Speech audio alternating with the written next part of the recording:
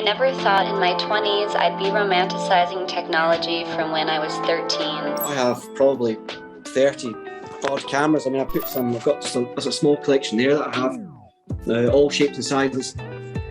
So yes, it's becoming a bit of a problem.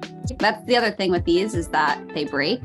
Sometimes if I hit it against my palm, it'll start working again, which is such a foreign thing to me. You can't just bang your phone against your hand and then hope that it works again. But with these, you kind of can. My name's Scott Ure.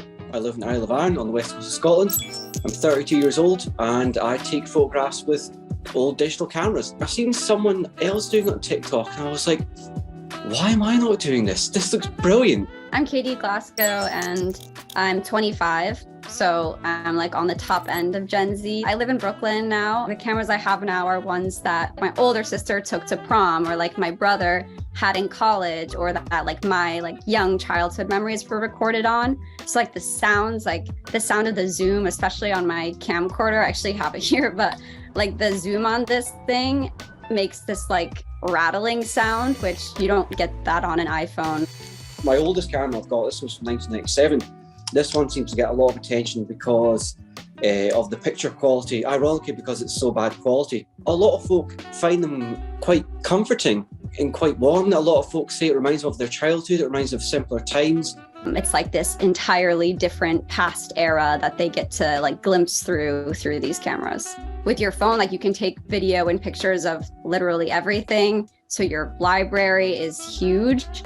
Versus you kind of have to decide, oh, this is a moment that I actually want to preserve, or this is something I want to remember. With older cameras, you have to kind of work with them a bit more to get a good photo or get the most out of this old camera.